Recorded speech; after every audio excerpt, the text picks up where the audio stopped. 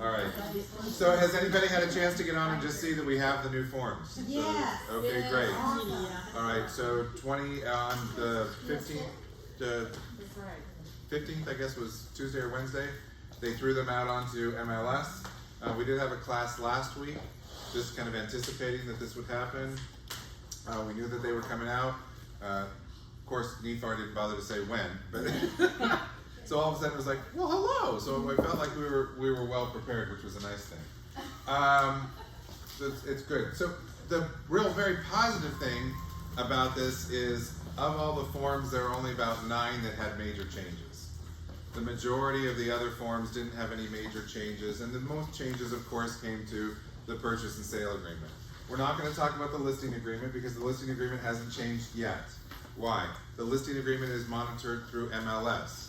So MLS is in the process of updating the listing agreement currently.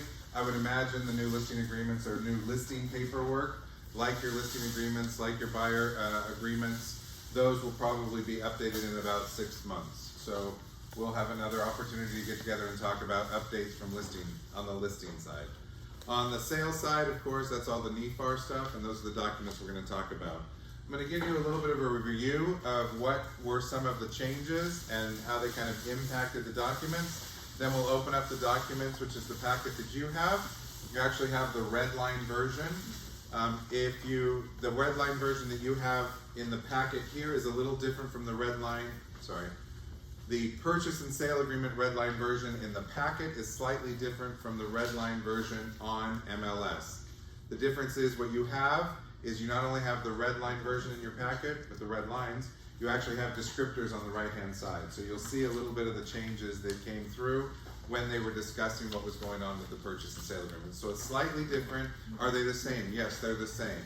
It's just you're getting a little more information from your packet versus what you're going to pick up on MLS. So let's just talk about the forms, just kind of give us a chance.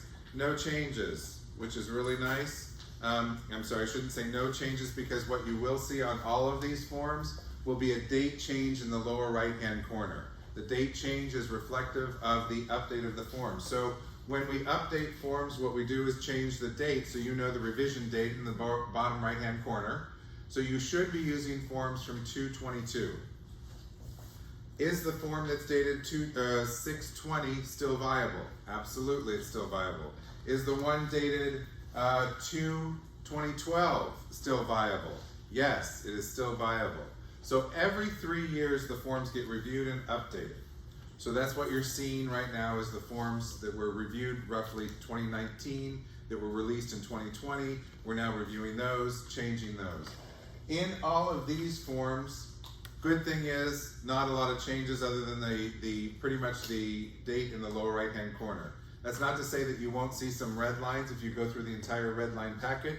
You won't see some content changes, wording changes, wordsmithing changes, but nothing that really changes content. Things like the HOA disclosure and lead-based paint disclosure are federal documents, so we don't change those, we just get them when they change. So those haven't been changed in quite a few years, but all we change on those two especially is the date in the lower right-hand corner.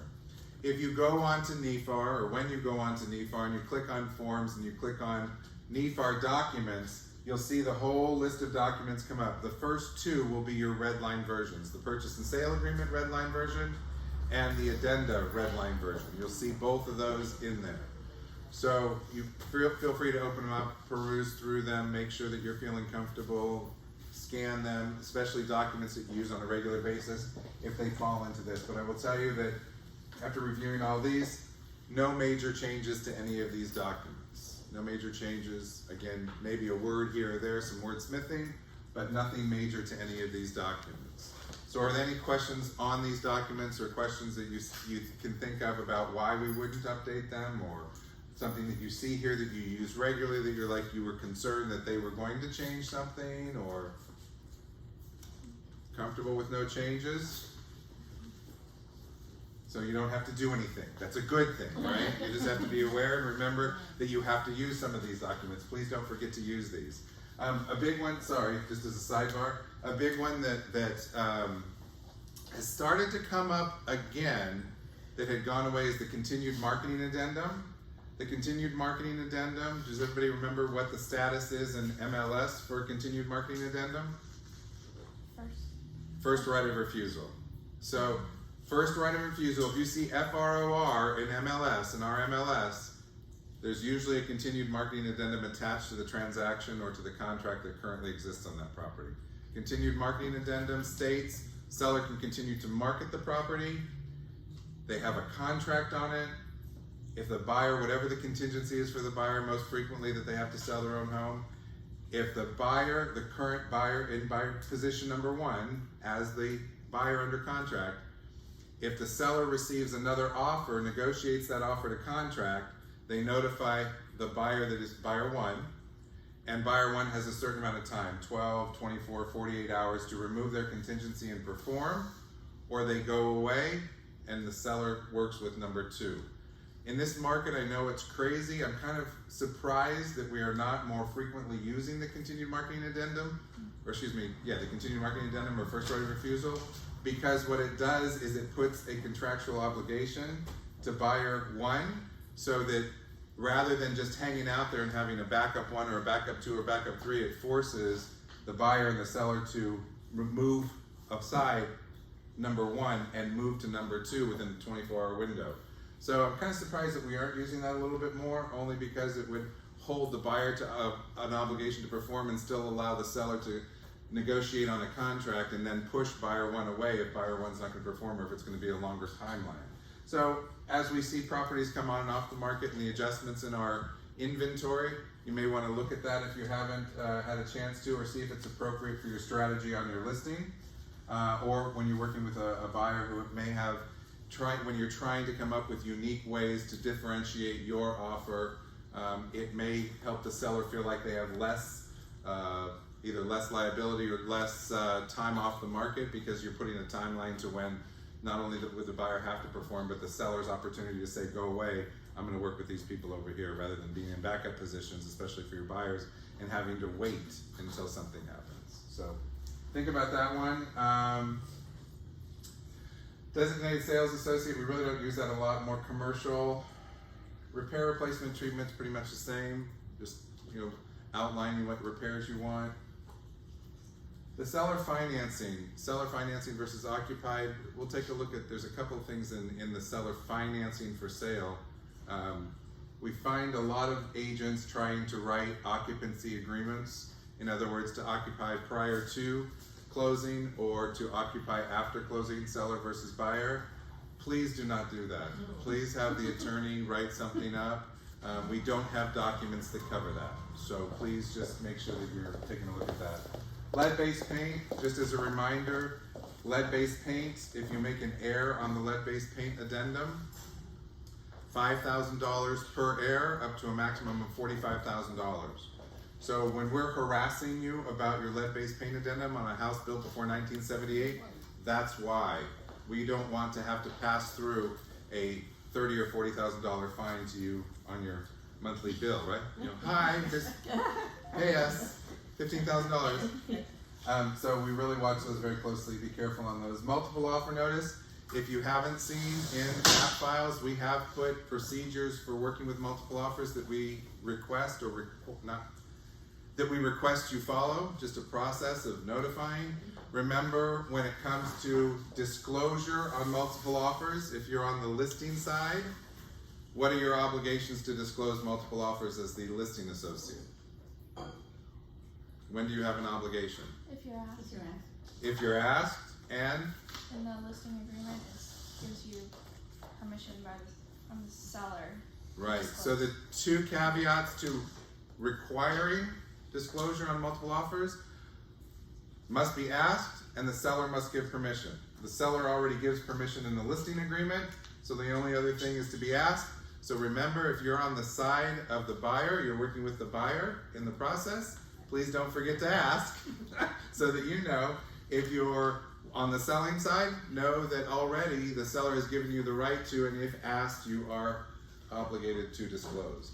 We have a lot of problems where I've heard from agents saying, I've asked and they won't tell me, I've asked and they say they can't tell me. Well, that's not true, and we need to hold people to the fire. Because remember, you're working with a buyer who has a vested interest in trying to move forward in a transaction, no matter what brokerage relationship you have. So watch that, please, for multiple offers. USDA financing is still available in our market in a couple of counties. So if you're rural, you might want to see that. That's the other 100% financing option. Ma'am? Is the multiple offer notice required by the listing agent? It is not required, no. I'm sorry, is it required where? In MLS? In Or- MLS. There are no MLS rules that say you must notify. Okay. We, as part of our processes, when you have a multiple offer situation, we do ask you to go ahead and put the multiple offer disclosure into MLS and attach it under documents. Okay. But Which it was required. it is not an MLS requirement or rule. Okay. So, okay, so that's just my overview and reminder on some of those. We okay? All right, we're gonna move on. All right, so, oops. Updates. So the appraisal, there's now an appraisal addendum. Again, what did we find? Realtors, in the light of day, decided they would be acting as attorneys and started to put all sorts of things into their purchase and sale agreements, and they ended up creating conflicts in the purchase and sale agreement. So when they reviewed the forms, they said, let's just go ahead and take care of that. We'll give you an appraisal addendum to use. What does the appraisal addendum relate to? It relates to the buyer potentially paying a gap in the appraisal or a gap between the appraisal and the purchase price. So it's lined out, it tells you exactly, it has the wording in there for you, it tells you when everything starts, it tells you what everything happens, it gives you a blank to put in the amount of the differential that the seller is willing, or excuse me, the buyer is willing to pay in the gap. That's the top one on your list. So if you're doing an appraisal, if your buyer is interested in offering a differential between purchase price and appraisal price, then use the appraisal addendum. So that's the new form that you want to use. That's the only new form we have. So that's a good thing. That's the only new form we have, so it's the only new form you have to learn. Okay, I lied. You have to learn the purchase and sale agreement too. So that's a new one. Assumption of existing mortgage.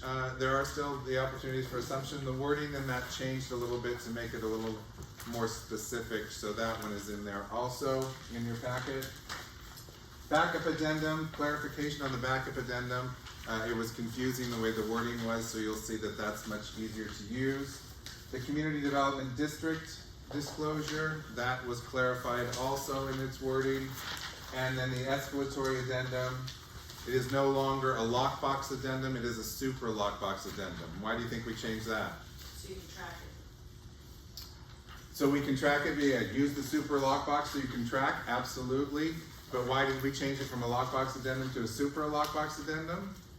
Because it identifies the type of lockbox. Identifies the type of lockbox. And you want people to use the Supra and not the old mechanical one. We want that, well, it's not even old mechanical, it's just the non-standard lockboxes. Non-standard. So you all are correct, let me just add to that. The other reason is, excuse me? Security, absolute security. Anyway,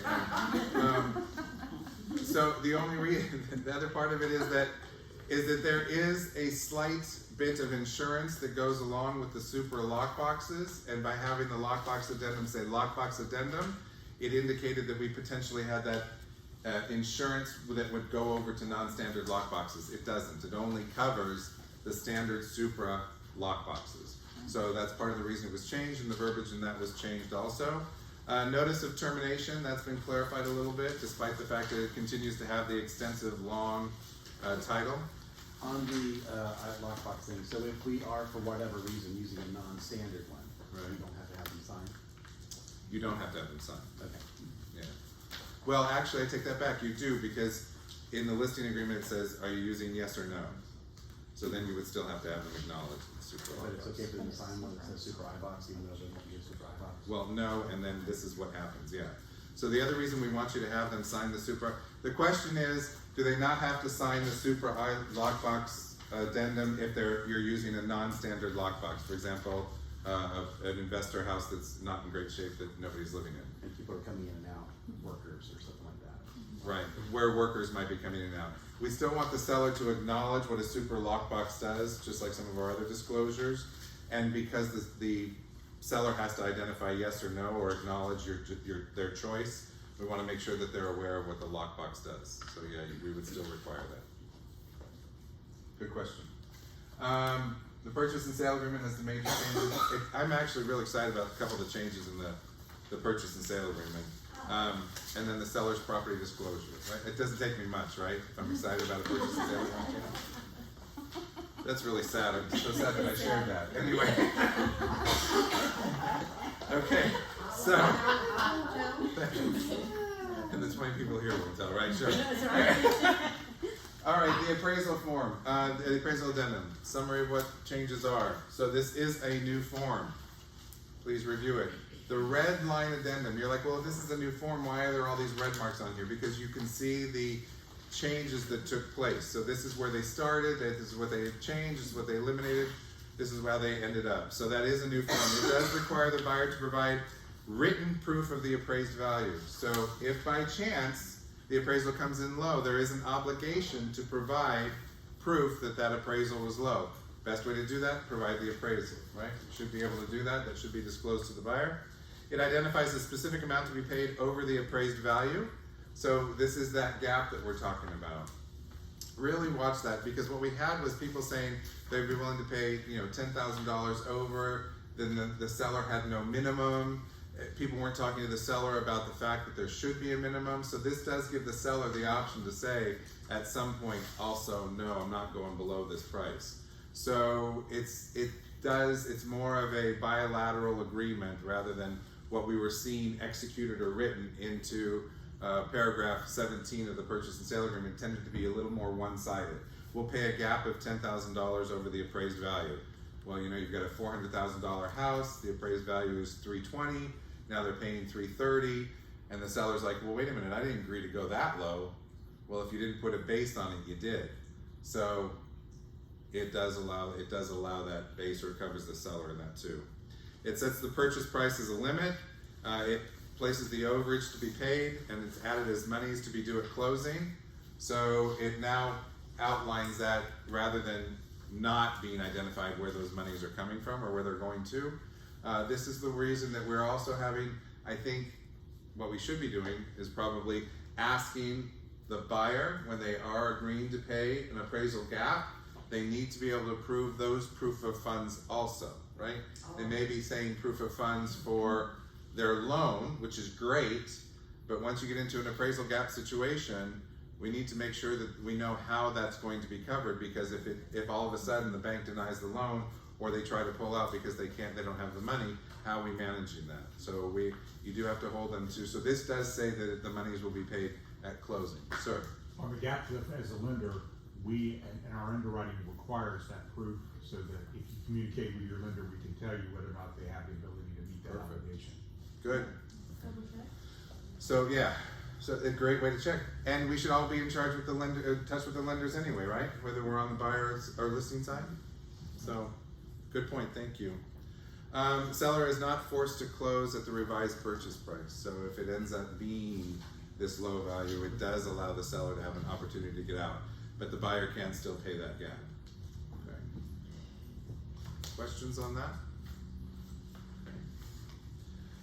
The assumption of existing mortgage, just really not too many changes here, but it did remove the notice to the seller that they may remain liable for the note and the mortgage unless the seller receives unconditional written notice from the lender. It did take that statement out, so I think what we have to do is, at least if we're in a situation where there is an assumable loan, and I will tell you there aren't a whole lot out there, but there are some VAs that are assumable. Remember, especially in VA, that individual, they can't get their full amount put back in until that loan is paid off. So with the VA, if somebody is willing to do that, there's still a liability element for the seller that is willing to allow a buyer to assume their note or to assume the remainder of their loan. So this was taken out. Yes, sir. On VAs also, if you get another veteran that purchased it, they could replace their eligibility, giving back that original owner full eligibility back for them. So if you're doing veteran to veteran, it works a lot better than just doing veteran to civilian. Great. So there you go. But just be careful if we're doing assuming there's still liability that exists on all parties, right? So we need to know that. So that's what was taken out of that one. The backup addendum, change in the form name.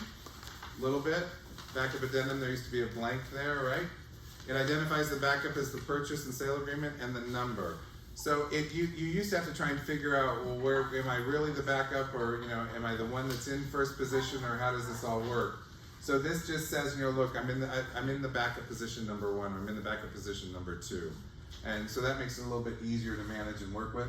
It does require referencing to paragraph 17, so which is the additional terms and conditions. So you must put this in paragraph 17. Paragraph 17 lists certain disclosures. So certain things like lead-based paint, other disclosures that are required. It does not list the backup addendum. So what this is saying, that piece within the backup addendum is reminding you to please don't forget to put that into paragraph 17. Just because you attach the addendum doesn't mean that it's notified anywhere, or doesn't put all parties on notification. So you need to put that into paragraph 17, backup addendum. So just like you would add some others, remember we don't usually add the seller's disclosure, so I would probably not do that still, but this forces you to go ahead or reminds you to go ahead and put it in paragraph 17 as an additional term and condition. It confirms termination of other agreements, so they have to prove termination, and you have to have the termination of any other agreement before you move into first position, right? Would make sense. Establishes a new effective date. On the backup addendum, when it moves into first position is when you now have an effective date. So all terms and conditions, for example, depositing of binders unless waived, depositing of binders, inspections, any of those things start when you move into first position, right? So it does confirm that we don't start anything until we move into first position, which is nice. That's clarity for people when they're trying to figure out, well, do I have to do an inspection now? Do I have to do anything So else? that new date is on the termination date, so that's why you file them together, and that's Right. the new date? Correct. Did you hear that? The new effective date goes with the termination date. That's why you file them together. Correct. Did I say that correct? Okay, good. Community Development District. I'm sorry, may I just clarify one more thing on that? When it says date of existing agreement in the first position, that's the date that they made the offer and it was signed by the seller. It's the date of the contract that exists. Your backup number 1. So it's the date of the contract that exists. Upon signature from the seller and the primary. Correct. And then, so when it says in first position, that is the active contract, and the second position is backup number 1. No, that's you're now, that was the confusion with the previous one. I still Your have it. your backup number 1. So the effective contract is the one that was signed previously between the buyer and the seller. The original. The original. So you would be backup number 1 unless there's another contract that exists out there. Or your backup number 2. What form do they use? Same form. So We they just would fill just in say the number. number 2 up at the top. Correct. And then I'm number 1, so I'm the second position. If you're number 1, you're first position. If someone comes. Yeah, okay. So, okay, here. Kathy and I have, buyer, seller. We've negotiated. We're under contract. You now come along, Buyer 1. and now you're backup position 1. If Jay now brings an offer, he's backup position 2. Mm-hmm. The date of our existing contract is the date that exists, is the contract that currently exists. Got it. Actual contract. And when you cancel, that's the effective date. If you start. When we cancel, Yes. Then I move up. And that's your And effective that's- my date. effective. and That's that's when the your clock effective starts. date. That's the date when she moves into first position, when Kathy as the buyer walks away, hopefully it's covered in the contract. When she walks away, she moves into first position, that becomes the effective date. So not to belabor this too much, but that means these 2 lines, date of existing agreement in first position, date of existing agreement in second position, are those the date of signatures and acceptance, or the date of termination? Date of acceptance. Acceptance, even though it says is contingent upon okay. Yeah. Acceptance. You still have to have the termination. because we don't know when it's gonna terminate. Right, that was thank you. Does that prompt anyone else for something? Are we good? Okay, thanks Karen. Sorry. No, it's good. Community Development District, really no intent changes, but this ties the disclosure to the contract and reinforces the notice in paragraph 13, which is the property disclosures. So the Community Development District, remember paragraph 13 are all the disclosures, you know, the rate on gas, the general disclosures, permitting. This is in paragraph 13, so it does tie paragraph 13 to the disclosure, because of course in paragraph 13, it says if you're in a community development district, you must have the addendum. So we don't have to add it to paragraph 17, the additional terms and conditions. This piece ties the contract together to the addendum. So that's a good thing, if it's required. Of course, if it's not in a CDD, it's not required. Okay? All right, escalatory addendum, few changes. More clearly defines buyer and seller responsibilities. So who's responsible for what, how are we supposed to manage this? It defines the terms as an escalation amount.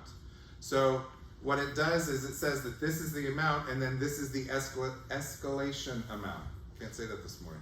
So your terms are defined, you know exactly what's there. It tells you this is the amount that we're gonna increase by. Here's what we're happening a lot too, is that we've got escalation clauses and appraisal gaps. People are putting both into purchase and sale agreements or into offers and into accepted contracts. So we have to watch where both of those are. Both of those have to be monitored not only individually but in conjunction with the contract itself. And we really need to be careful that those don't have conflicting terms in them. But so watch that. Addresses multiple offers with the escalatory addenda. This offers greater flexibility to the buyer for covering the escalation amount. So when we say the appraisal gap, like Carl said, they require to prove that they have that. It goes against the money they bring to closing. If they're adding an escalation amount, what's happening with that escalation amount? What happens with that amount that they're now paying? The amount that they've agreed to pay over what they originally agreed, or the differential in the price, because now we've got the escalation amount, which changes the price, which then of course can impact the appraisal, correct? Okay.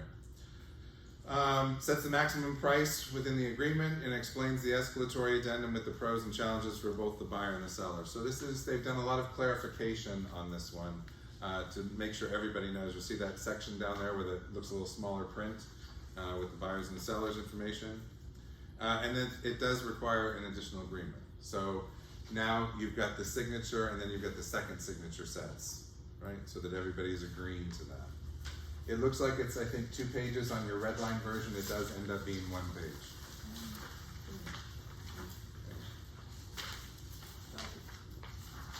So still escalatory clauses, escalatory clause, escalatory addendum, still very viable in your negotiations, still something you want to take a look at.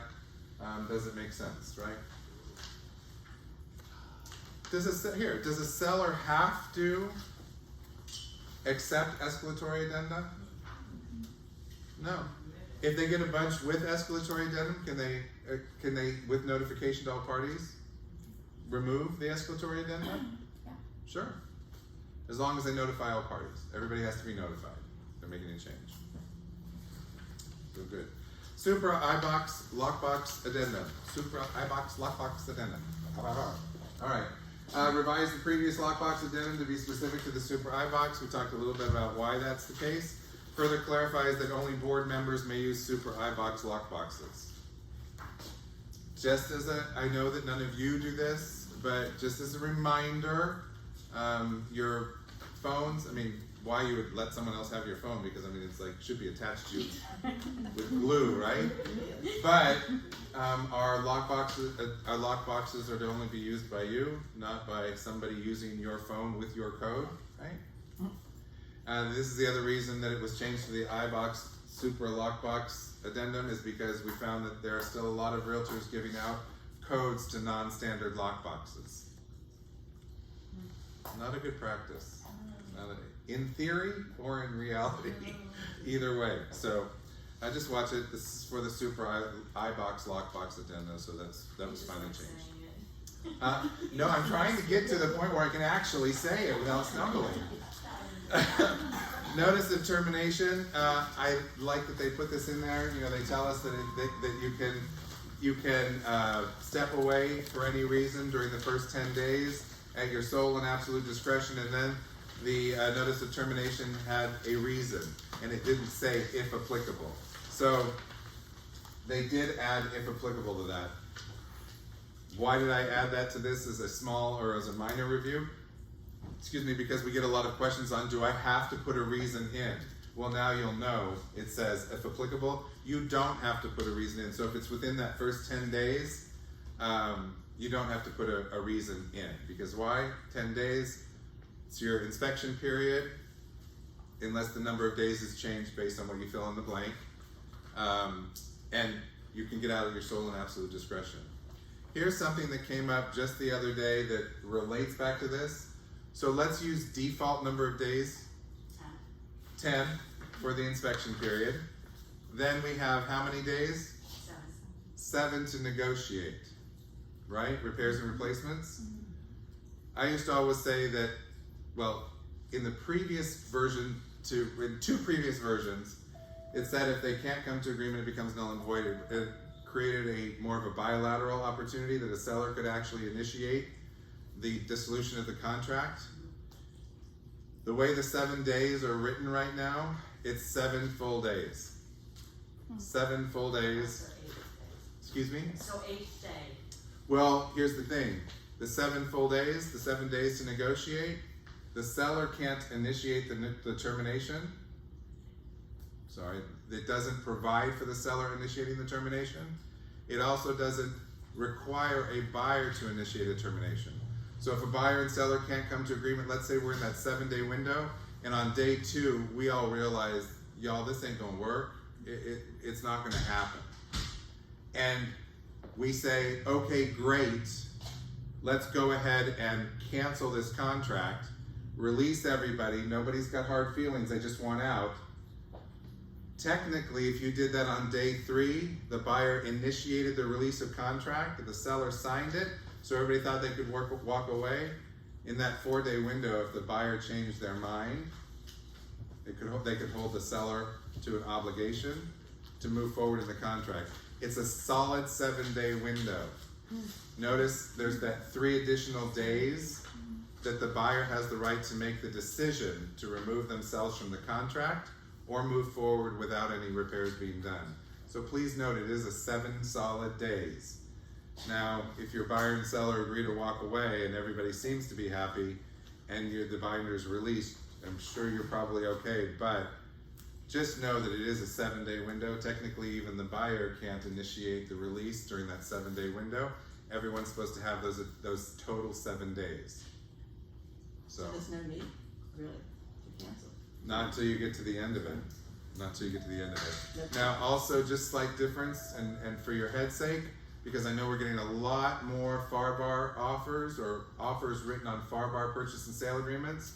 The default number of days for the inspection period in FAR-BAR is 15, but that covers both inspections and negotiation. We have it broken out in the NEFAR to be inspection period, negotiation period. Based on default number of days, it's 17, so it's only 2 days longer. However, it is longer, and we have had misunderstandings about the FAR-BAR because it says 15. Those of us who've been using NEFAR for a while go, oh, 15 days for inspection period. Wow, that's a really long time. Let's decrease that. But if you read the paragraph, it tells you that's for inspections and negotiation.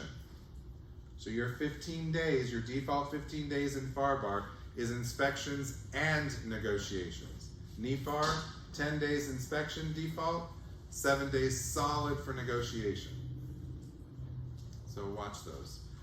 I know you're running, the reason I kind of just wanted to remind you about these kinds of things is because I know you're running at 120 miles an hour and you've got multiple offers going on and you've got multiple contracts that you're managing, is we're finding that more and more our buyers are questioning terms of the contracts, our sellers are questioning terms of the contracts, and while we need to be able to explain, we also need to be able to direct them to an attorney if they would like.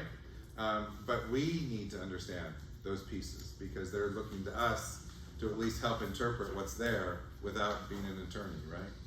So, I do have one question. If, you know how you were saying they have 7 days?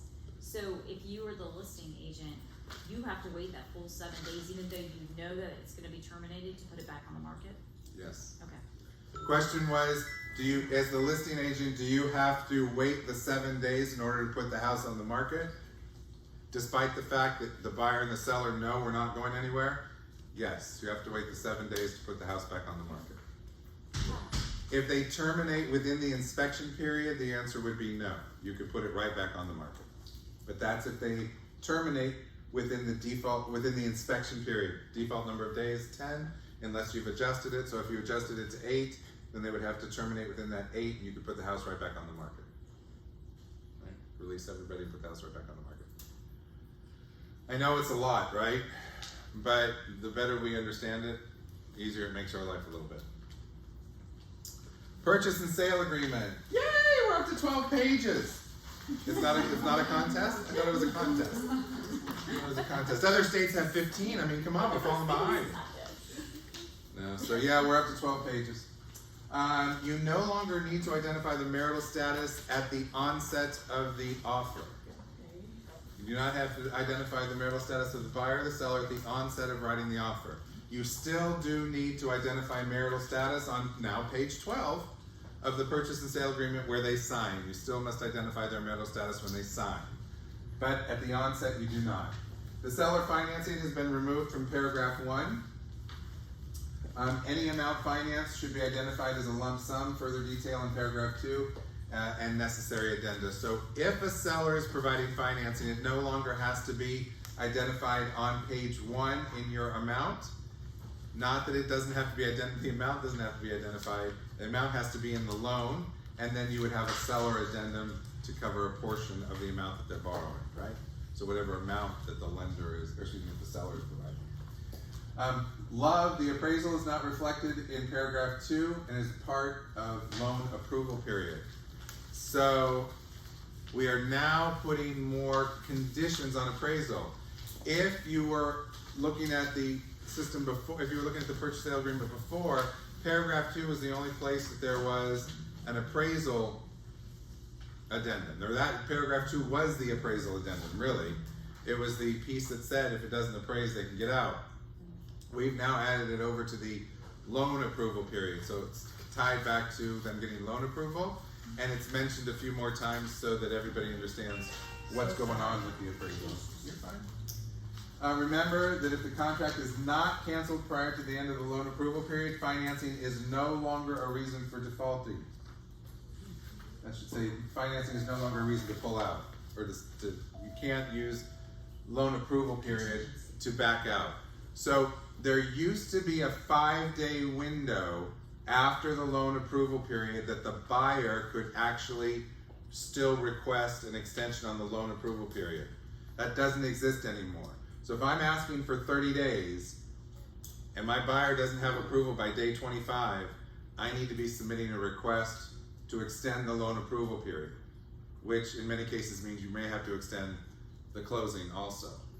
But the loan approval period is now is just a set number of days. If you don't ask for an extension prior to the end of that loan approval period, 20 days, 30 days, 40 days, whatever it is, after that loan approval period stops, they can't use that as a way to get out. No longer based on loan approval. So financing on that one. No changes in maintenance, inspections, repairs paragraph. Yay, that's good. Just those reminders. Default number of days 10. Negotiation days 7.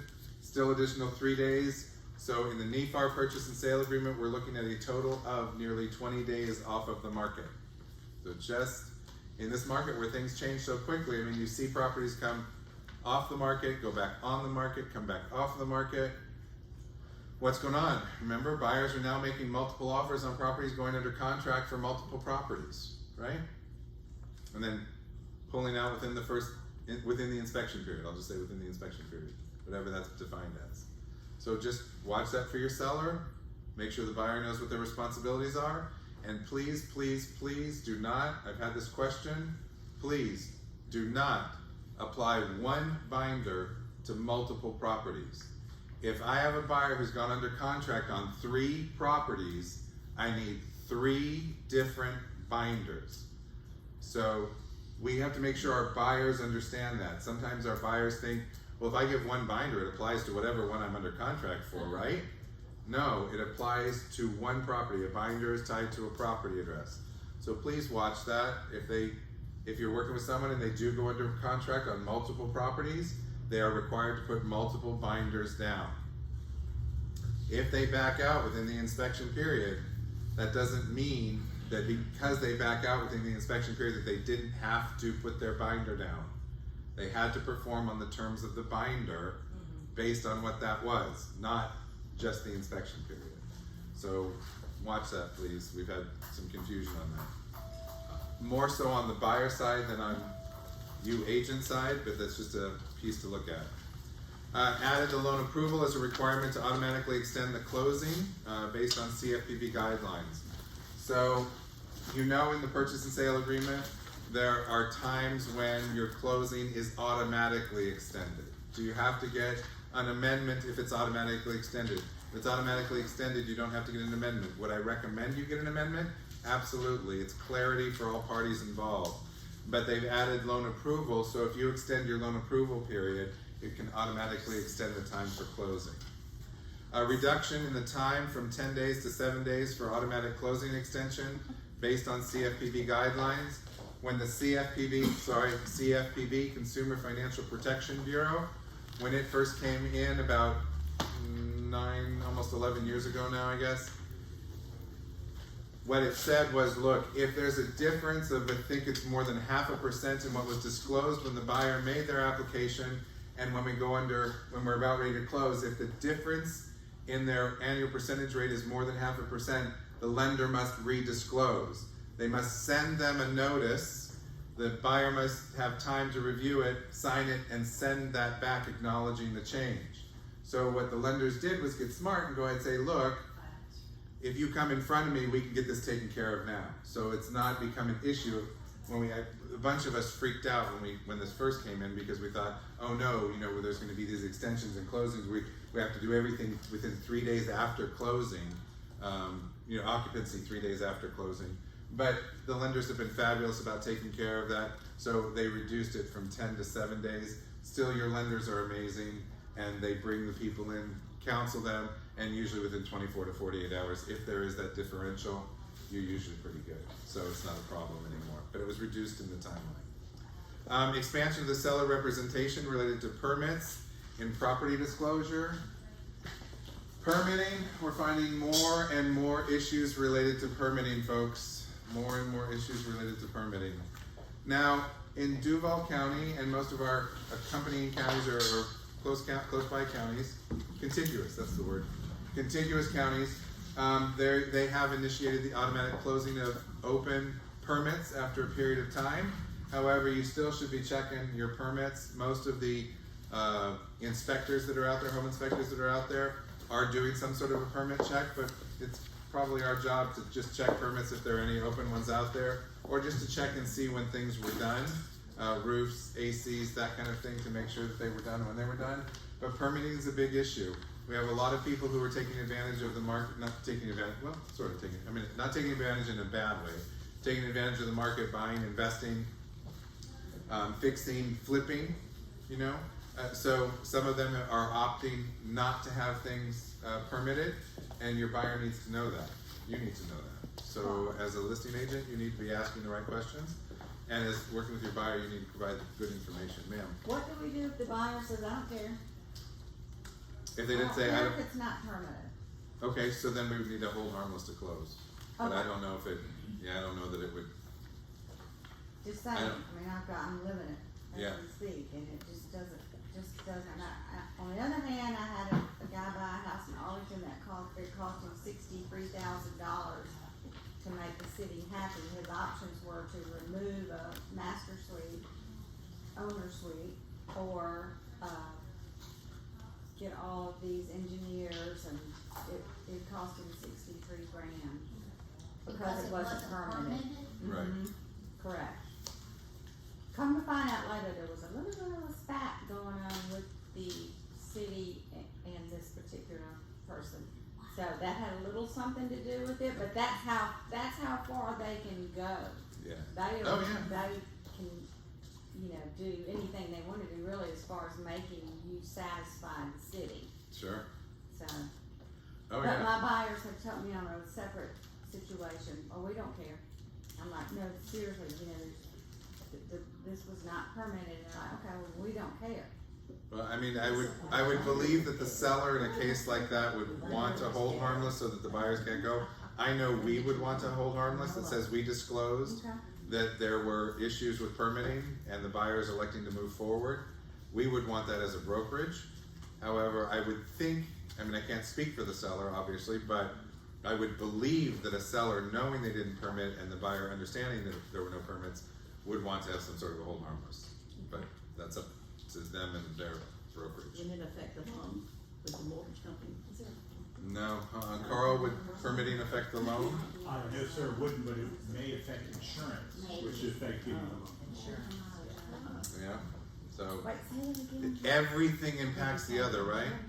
Now, this was 100 years ago when I first started managing in real estate, but it freaked me out because we had a listing that was sold, and it sold for $80,000. The buyer, who is now the owner, wanted to add a deck, and the person who was building the deck was getting permits, so the city came out to inspect to make sure everything was moving forward to give the permits for the deck. And they said, I'm sorry, I can't give you the permits for the deck until these two additions that you have on your house are brought to code and permitted. Well, the new homeowner didn't know that they weren't permitted. The agent said they had no idea that they weren't permitted. So what ended up happening was the brokerage ended up buying the house back from the owner for what they paid, tore off the 2 rooms, built them back to code, and then resold the house. So it cost $40,000 to tear the 2 rooms off. So this is 100 years ago, and then rebuild them, right? So the house was sold the first time for $80,000. After $40,000 of improvements, the house sold for $80,000. Now $80,000. So this was a while back. Remember, it was 100 years ago. So not a lot of improvement cost in that, right?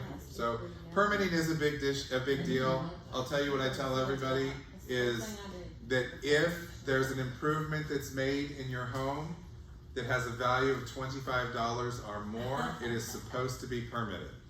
It is supposed to be permitted.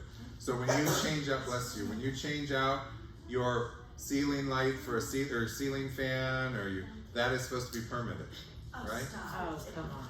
No, that's supposed to go down to the city and talk to them. They'll tell you that's supposed to be permitted. Does that mean you can't? No, you can because you're the homeowner, but you're supposed to get it permitted. $25 value more. Now, the cities aren't looking for that. The city, when the inspector comes, is not looking, oh, you changed out your ceiling fan. They're not looking for that. They're looking for the major things, the additions, the rooms changed from a screened-in porch to a windowed-in porch, to adding air conditioning, plumbing, electrical. They're looking for the major things. They're not looking for your... But technically, according to the city, if it's a value of $25 or more, it's supposed to be permitted, even if you do it yourself. So the homeowners that put on their new roofs that forget to go down and get it permitted, that's supposed to be permitted too. So, I know, ridiculous, but hello. Also want to add vacant land to that. Mom and I have buyers who closed on 2 lots off of Old St. Augustine end of last year, and the previous owners had removed trees without permitting, and so they haven't been able to pour a slab or move on with that. The city's coming after the now owners for tens of thousands of dollars. Sure. For something that they obviously had no idea was a thing, but they actually found out yesterday they've gone from 6 trees they're trying to come after them for to now 4. They really have no ground to stand on, and they know it, but they're still holding them hostage from moving forward with the bill. Yeah. How do they know it wasn't a natural cause? I had no idea. No idea. There was no lien on the property. There was nothing. It's in They probably just don't want them building. They actually do each year. Nosy neighbor. to see when it was taken off. It's ridiculous. So it's, yeah. Bulkhead included. Say what? Bulkhead. Oh, bulkheads, don't forget about bulkheads, good, another one. So Diane was saying they do satellite images every year so they can see changes that take place, right?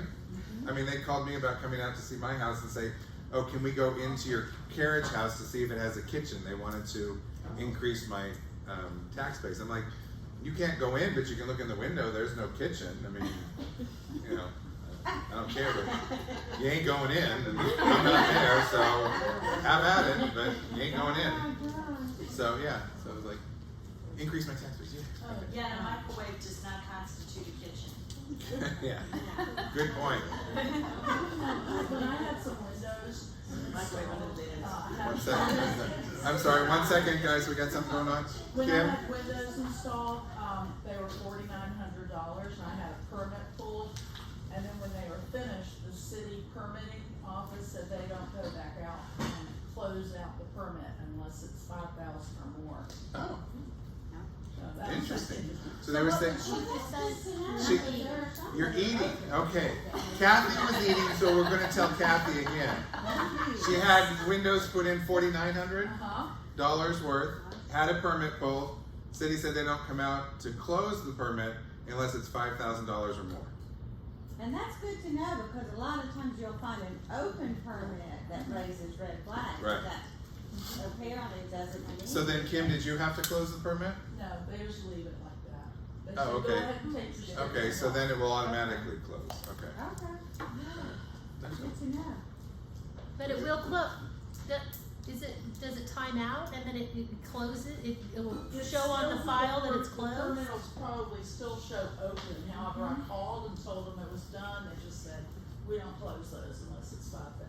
So when we're doing our research and we see an open permit, Well, see, and that's what, with the state of Florida, what they've said is with open permits, Yes. they can be closed after a period of time. So you can go ahead and have them closed. Well, what is that period of time? I think it's a year. It stays open for a year. But you can go in and see how much the Yeah, cost that's what I was. was gonna say. And if it was 49 or less, then you know. 5,000 or less. Yeah, That's why it's 5,000 less, yeah. I'll call Not them worried and about get it. something in writing, just to make Yeah, sure. right. I think you're right, Susan. If it's under 5,000, you can possibly say, well, maybe it was completed and just not closed. However, I think Kim's right. We probably, if you find a situation like that, you want to have some guarantee that it was done. So maybe proof through a paid receipt, or so that we don't get contractor liens or something, so that you know that it was done. Yes, I would think that at that point you would want to make sure, you know, it wasn't just something that was started and never completed. That it was completed and it was actually paid for too, because you don't want to have a contractor lien eventually pop up either. Ma'am. This is a little different, I guess, but I'm not quite sure about a municipal lien. I know that when they have to pay that fee, is it for just utilities, or what exactly do they all check into when you say they have to do that? Yeah, it's like a deeper dive on their lien search. That's why most lenders are requiring it now. So it's a deeper dive into any potential liens. Like some contractor liens are primary and some will be secondary. So a municipal lien would find that. They find liens through homeowners associations, any CDD fines that would be associated with the property. So it's a deeper dive lien search. So it's not just a matter of an element. It's kind of taking that second layer look at. So these permits we're talking about, that they'll be researching that too, or no, in that? Who? Like, if there's an open permit or something like that, is it the municipal lien that also checks that? No, it won't cover all of it. No. Not all of that, so. That's why we say you should still go in and see if there are any open permits, or if there are any permits that have been open recently or closed, or to give you a better idea of when the roof or AC or whatever was completed. But the municipal lien search is not gonna confirm all those permits. Now, many of the home inspectors these days are doing permit searches when they do their home inspection, so that's great. I would talk to your home inspector about that. Or you can go ahead and just get right into the county website and search for permits. They all have that. I recommend it, especially if you're doing a listing. Because this isn't that old, that municipal lien, we didn't have that before. I mean, this is something within the last, I don't know how many years, all of a sudden now we have to do this, or they request it? Well, it's existed for a long time. It was an optional item for a while, and now it's a required item. Most lenders are required. Okay.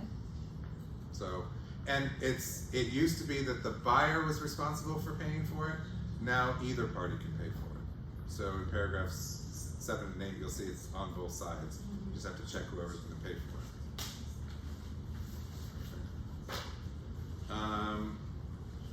Expansion of the seller representation related to permits, and we got that one. Okay, good. Personal property changed to solar equipment, security cameras. They were both removed from the list. So with solar, really be careful with solar. Make sure that people know that they stay with the property. Those are attached items. They would stay with the property. I know that there's a lot with the clean energy bill that you can get rebates on your tax base, so that's something you want to look at. Assignability paragraph. Yes, I'm so glad about this. The assignability paragraph from the FAR bar has been added to, or something very similar has been added to the NEFAR purchase and sale agreement. I think it's now paragraph 26 or something. It tells you, or it allows you as the buyer making the offer to determine the level of assignability you want with your offer, so that the seller knows when they go under contract with you whether or not they're granting you the rights to assign your contract and remain responsible, or assign your contract without responsibility or no assignability at all.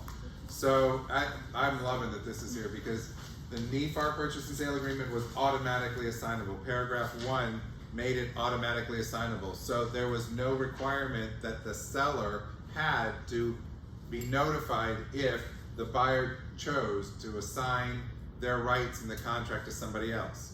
If you're looking at title in MLS and you see something that says equitable title, that means that that person who's selling it is under contract with someone else, and their contract gives them what's called equitable title. They are now marketing the property as the owner. That gives them the right to market the property. What they're trying to do is potentially sell the property to assign their rights, so that that person that they contract with is the person that comes to the closing, and then that party just gets the differential, so they're assigning their rights in the contract. Now, you must identify, as a buyer making the offer, you must identify what your intentions are related to assignability, so that the seller has the rights to agree to that piece or not agree with that piece. So, I'm glad to see that in there. We've had a lot of problems with that started out with, that's led into filings where people are filing or placing liens based on having a contract.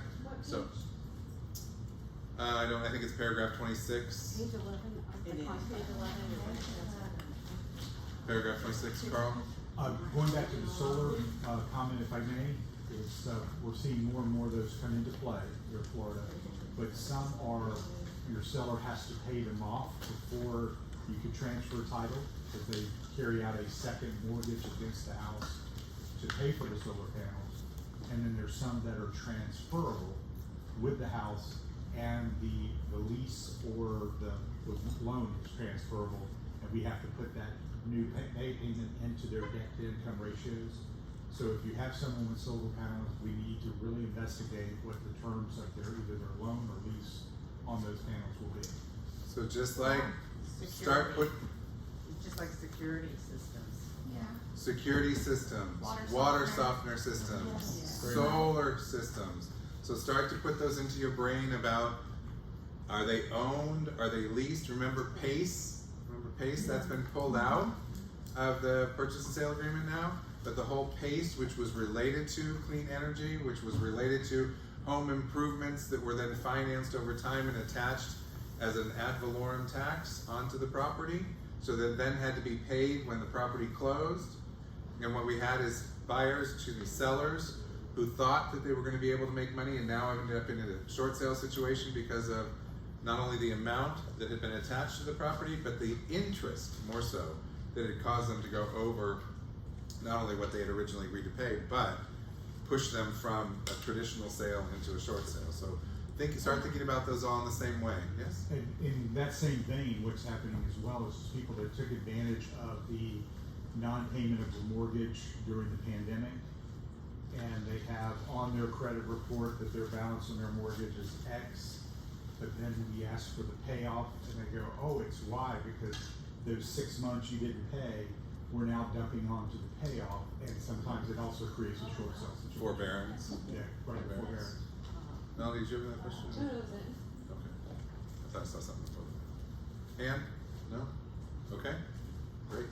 Marital status still needs to be disclosed with signature, so not at the very beginning, but at the very end. Let's see. Questions? I'm sorry, yes. Where, okay, when we have it at the beginning, is it at the end then, the marital status? Right, so at the So very it's beginning. not on the, okay. Yes, it is. It's here. Correct. Only. She was saying it's not on page 1. Oh. Yeah, so you're not required on page 1 to say John and Mary Smith, Husband, married wife. couple. Ooh, Or use husband it. and wife, or You whatever. can't say that. No. Can't say that. Can't So it's say either husband and single, wife. married, or married couple, but you don't even have to worry about that anymore. It's just put their names up there and be happy. That's interesting. Yeah. Just to identify people. Oh, I know. Let it go. Everybody, people would always forget to put it. Yeah. Yeah. Yeah. So just another one of those reasons we said, oh, with realtors, you just, we'll just try and keep it more simple. Paperwork. Make it a little simpler for you. We put it in bold, but you decided not to read it anyway, so you know what to do. You take it out. Disclosures to whether additional mortgages are possible. So the seller financing investment property, it has a disclosure as to whether additional mortgages are possible. In other words, is there going to be a lien that's going to be placed on the property if you're doing it for investment purposes? Is there a hard money lender that's going to be putting money onto or placing a lien on the property? So are there additional mortgages possible? The seller's property disclosure, really just adjusted property information to reflect the changes in the purchase and sale agreement. So no really major content changes. Clarification and detail added to additions and remodeling, pool and spa. Spa, we've run into this just recently again, sorry. My head when I see something. Please remember, a spa or whirlpool or whatever you call it that sits outside, that's plugged in, that's not intended to stay. If it's hardwired, that is intended to stay. So when you're reviewing a listing, if there is a hardwired hot tub or whirlpool, the intention is to stay. So we need to make sure that the clarification is with the seller. Do you intend on taking this or leaving this? It's hardwired. A buyer would understand that this stays. Now in ground obviously different, but this is above ground. Plugged in, what are you doing with this when we sell? Type of situation. So just remember that. Heating, air conditioning, some other additional clarifications. Plumbing, a little more detail on plumbing, movement of some of the paragraphs around related to it. Septic and sewer, new section. New section, that is some more detail. So they pulled it out of plumbing, made it its own section on septic and sewer.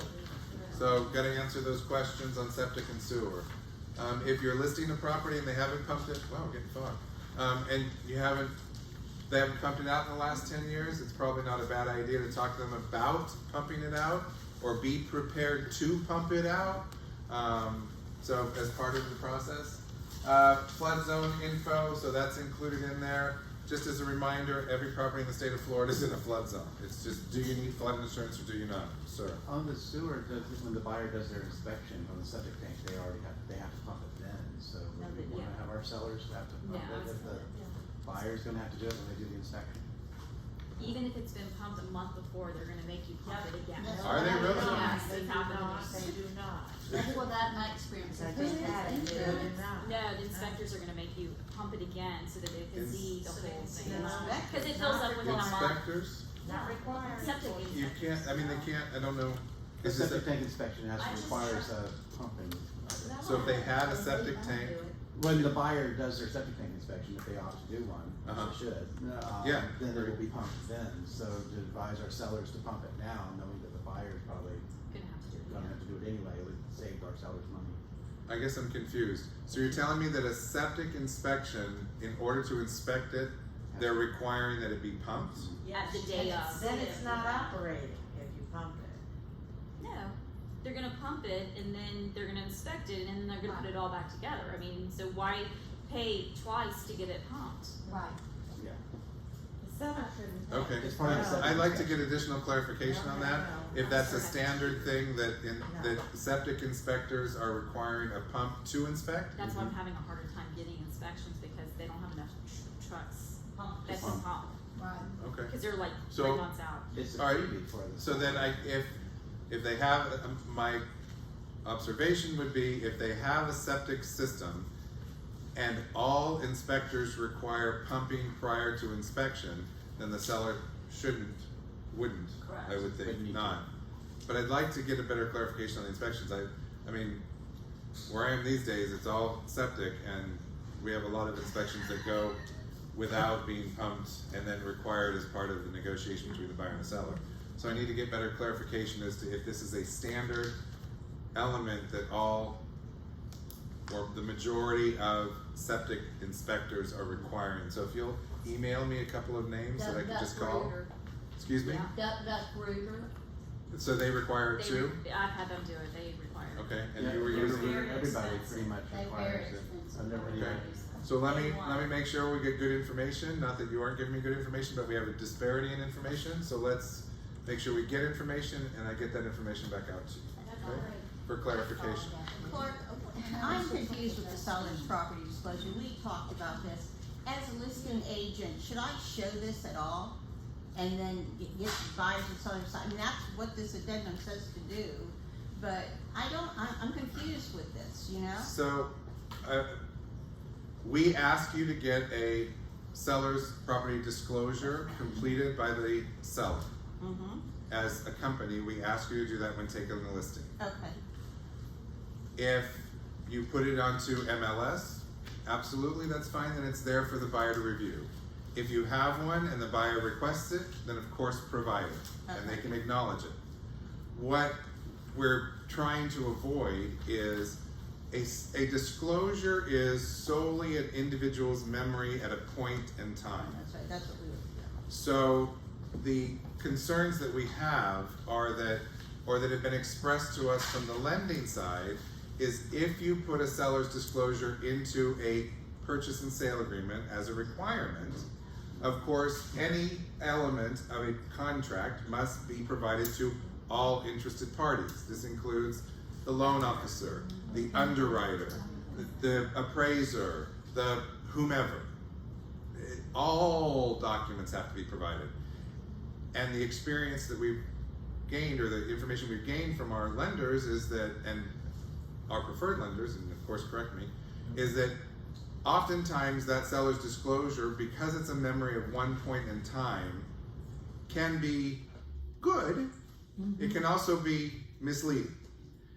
And for an underwriter to review it, which they must do because it's a part of the contract, it can put a stop in the process because either it's not clear, incomplete information, inconsistent information, and it's not that it truly was. What it was one individual's memory, or two or multiple individuals' memory of a point in time of a property or something that occurred on the property.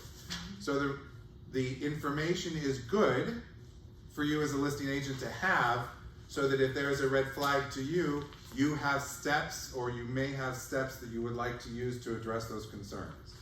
Why would you want to do that? Because if you determine that it's something that materially affects the value of the property, we then must do what? Disclose. Or fix, right? So the information is good as a guide. It tends to slow the process down. Okay, that's perfect. I Does that make understand sense it. now? Yep. And If I Carl? could just add, it's, underwriters are trained to be overly cautious. So inspections, seller disclosures, anything that they see, they wanna pull a thread and ask more information. So do not give them the information, just give them the minimum that they need, or we'll slow down your process. Don't offer information. We're not saying cover up. We're just strong pieces. Okay. I'm sorry? Oh, Kim, I'm sorry. In Just yell. heating and AC, does that, talk about underground, fuel tanks? Cause the ones I've had that have a buried fuel tank, and they have converted to electric, central air. That's like a dead tank. The lenders have required that to be removed. Is that true, and will that be in there? It's not in the seller's disclosure. A place that would be in this disclosure, and they should put it's a buried, It's not under heating and air conditioning. okay, but will it be anywhere about that? There is there used to be a question about fuel tanks, Yeah. about buried tanks. It's right there, it's G, under G? heating and air, 9. Oh, it is under heating? G under heating and air. Okay. page is that? It's G under heating and air in the, seller's disclosure. And, page 4 of the seller's disclosure. In residential, they require, because they seep out. They can, right, so they either, oftentimes they'll require they be removed or they'll be required to be filled with sand. Okay, that's what I was gonna say, okay. Yeah, Because Which is not cheap. which is not cheap, correct. and you have to prove that, but I found out that there was no regulations from the city or the government saying that, so you're saying it's only the lenders that are saying that? I think it's the lender. And The lender that inspector- was doing It is, yeah, because the city doesn't require the removal of it. Right. Or an Environmental inspection. conditions could, but Yeah, do but to lenders remove require it? The lenders will not require it unless it is brought to their attention through a home inspection, like a 4-point, or if the appraiser notices it and says, hey, there's a pipe sticking up of the fuel tank, then more questions are asked, and that's when we start digging and then require it because of environmental impact. Right. So we have to worry about that, and then there's also the type, like VA, if you have something before 1978 and there's peeling paint, VA is gonna have you scrape it, repaint it, and seal it. FHA not so much, and conventional get there last. So you also have the different types of lending as well, so you gotta be careful. So regarding fuel tanks, It's very complicated. They have to pay, usually it goes back on the seller because it's an expensive, removal. It's like at least $2,500. Yeah. well, and then filling with sand, if that's the choice, I mean, sand's not cheap And that's gotta be expensive too. I had Yeah. I had one in my house, and what I ended up doing, I brought my garden and flower bed around it, painted it brown, the color of the mulch, put flowers around it, nobody could even see there was one there. And now we know. I'm gonna use the disclosure of, that was an observation. Talk to your sellers. Know there are obligations to disclose. That's hilarious. That was It's- a working it's a tank, working but they had tank. to come and fill up because that Oh. heated my pool and other things in the house. It was gas, I had gas put in after. Oh, gas. It's gas, Oh, not, gas, not oil. yeah, not. Okay, Yeah, gas. gas. Okay, But it Gas. was a buried tank. right. So that's what I did, and so Okay, then, so yeah. gas versus oil. Yeah. Gas versus oil. So if you're doing a gas tank that's buried and you want to make it look like your yard, or as a decorative item. See, but now we have to disclose that if we ever bring a buyer. Unless you trip over in the garden. Well, the buried tanks are the buried tanks that we're talking about. I'm sorry, let me just make that clarification. The buried tanks that we're talking about are oil buried tanks. Buried tanks for oil heating. That's Propane gas is Doesn't matter because fine. of That's not a disclosure item on Yeah. a propane. Okay. For The gas propane. tank. It's Well, the so oil because part that if it didn't becomes. stay full, it'd pop up and It's look the like oil a part that grave in the middle of becomes the an yard. environmental. Okay, I think we're dead there in the water. There's no reason to ask questions because you just have, which is fantastic. And you've been going through the documents while we're processing, which is fantastic also. This is that assignability paragraph, which is it's going to end up on page, I think it's 11 or it could be 12 in your, well, it's on page 11. What is it? Page 11 of 12 in your, even your red line version. It's paragraph 26 if you can find that. So just be aware, when you receive offers, the assignability mark 1, the buyer may assign this agreement and thereby be released from any further liability of this agreement. So if the buyer assigns it, that means that, and you're okay with that, the seller's okay with that, that means once they've assigned it, they have no further responsibility. So if the person they've assigned it to can no longer close, the seller can't go back to the original buyer who wrote the contract, because the seller has allowed them to assign it without any liability. Second option, buyer may assign this agreement but not be released from liability under this agreement. So this means that if you're going to allow the buyer to assign their rights to someone else, that buyer who has the original contract with you has liability in order to ensure closing. And then the third option is the buyer may not assign this agreement. If no box is marked in this paragraph 26, then the buyer may assign this agreement but not be released. So it would be option 2 if you don't check the box. Remember, we're going to check the box for you if you don't check it. And if that doesn't apply to what you and your seller have talked about, then it's because you didn't check it. We put it in for you. So watch that. This is causing us a lot of challenges right now, because you have a lot of buyers who are out there trying to maybe, go under contract and resell the property fairly quickly and just take the monies that are in between. So, and you have a lot of buyers who are out there, and what they'll do is, and I'm not trying to be negative on buyers, I'm just saying you have to be aware of what's going on. So they go under contract and then they meet with a wholesaler. Well, a wholesaler is not obligated to have a real estate license. So a wholesaler is out there now marketing, and they can do that. Why? Because they have that signed document that's a contract that gives them equitable title, that I can now take it to a wholesaler who has no license. That wholesaler can market that property publicly, websites, social media, anywhere they want, get an offer, go under contract with another buyer, and then the one in the middle, the person in the middle who's really contracted, now just walks away with the money. All of a sudden your seller comes and there's a different person they thought they were under contract with at closing, and a portion of the funds is being filtered over to the person who brought the two parties together. That could be a wholesaler. It can be other brokerages. There are other brokerages that take listings, and that's, again, if you look in the title section, that title section tells you if it's equitable title or if it's being listed using equitable title. So it will tell you there how this property is being marketed. You need to be aware so that you can see, you kind of get a feel for what could happen for your buyer as they move forward in the transaction. But the second option is what will be checked is that the buyer may assign it, but they do not release liability. So all terms must still move forward. If any term is changed, obviously the seller has to agree to those change in terms. When assignability takes place, the assignment is per the terms of the contract that had been originally negotiated with buyer 1.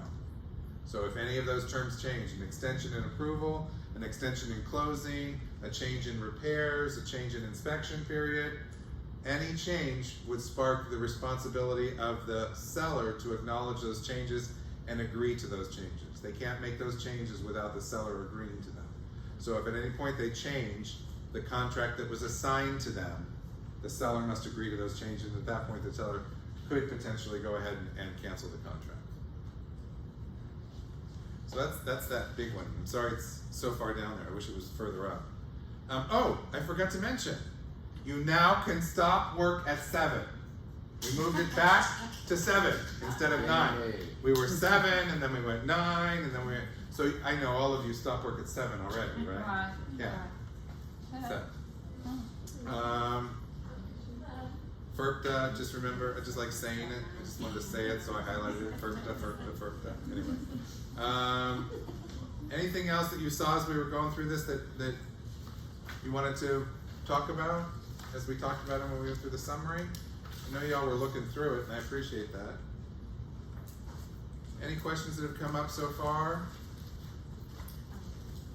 Yes, ma'am. An observation. Great. Just remember in app files, you know how we may have saved a purchase and sale agreement pre-done to the way you want it to. When you go to fill one out, and this is how I found out, is that it doesn't translate to the new contract. So just be careful what's been checked and not checked. Go through the whole contract when you're filling out the new one. And I guess we need to update our new. So what Diana's talking about is she's created a purchase and sale agreement template in app files. Well, now we've updated to the new documents, and the lines don't match up. You're talking about technology, right? So zeros and ones have to match zeros and ones in places. Well, the whole document has changed. Not only is it extended, but the lines have changed and locations have changed. So what that means is her template that from the 2020 version doesn't translate into the 2022 version.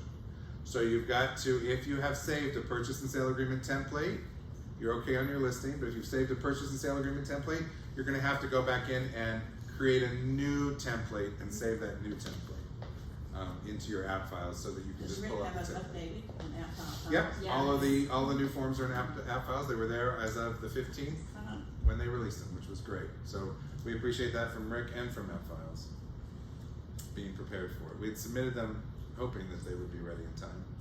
Anything else? Anything else? Good observations? Anything else we want to make sure?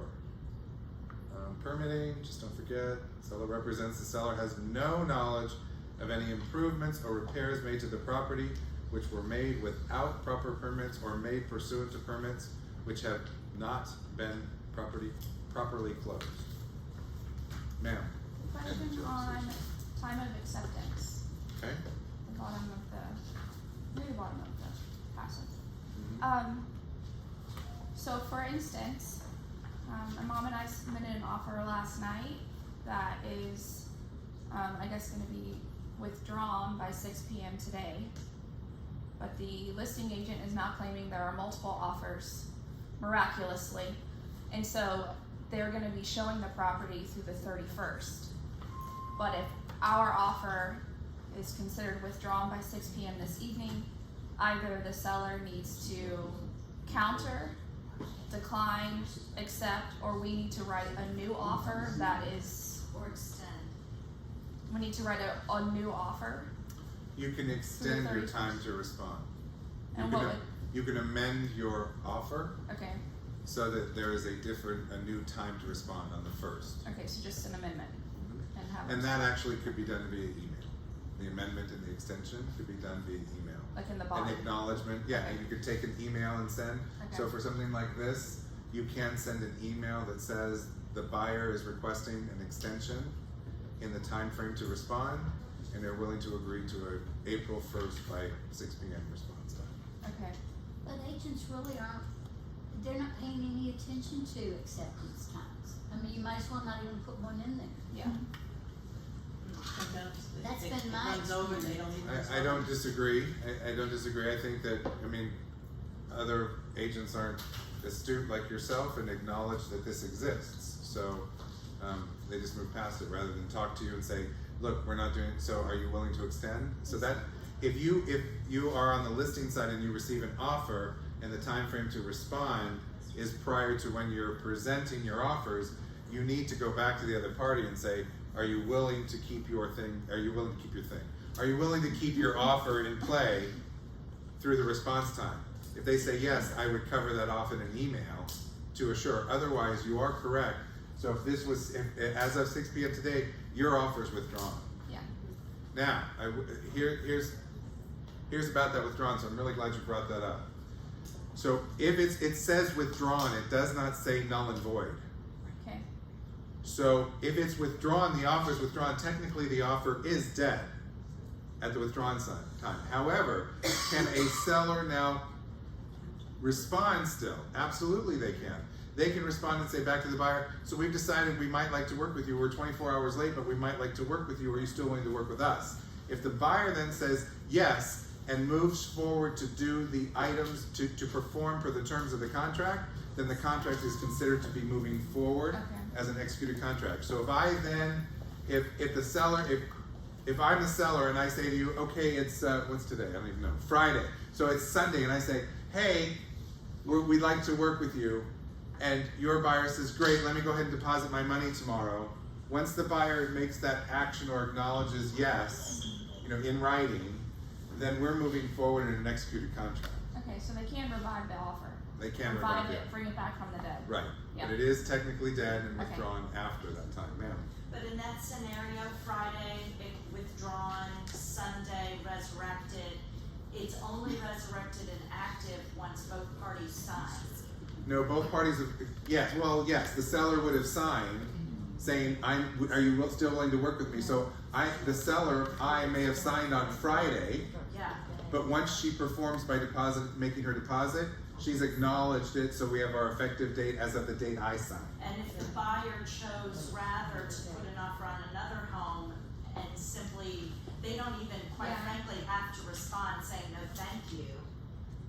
They don't have to respond Because it's saying no withdrawn. thank you because it's withdrawn, so it's technically If they dead. want to resurrect I it, would- they comply with they would have their to- due diligence. Yeah. Well, yes, they would have to begin the process of action. And any changes that were made on that original offer that has now been withdrawn revives it for negotiation. Correct. Okay, So you would have to, at that point, you would then create a new effective date once you negotiate those other Yes. terms. However, once I sign and send it to her, if she begins to act, the date I signed is the effective date. got it. So unless I counter or change, then we have a new effective date once she agrees to those changes. By amendment, by just doing it on just amendment? I would make sure that you do have an amendment. I think that'd be the best way to execute it rather than crossing out. Right. Because then you can, in your amendment, you can summarize everything that we've changed, including establish a common effective date. Because by going back and forth like this, resurrecting and then yesing and then doing, it can get confusing as to what the true effective date is. So I agree with you that an amendment would be the best way to execute that. Also for our lenders and other parties, it makes it very clear as to when we establish an effective date, who's performing, what we have to do in order to perform, and what those deadlines are. I agree with you. Good question. Jay, did you have a question? Okay. Stretcher. Just stretch. I know. Ooh, golly, okay.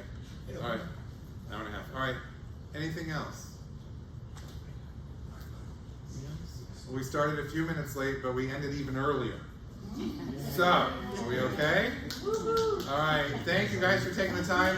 Please scan through the addenda while there are minimal changes in the remainder of the addenda. There is the red line packet of addenda. Just scan through to make sure you're comfortable. Again, no major content changes or intent changes, just wording changes. All right? Thank you, everybody. Thank you.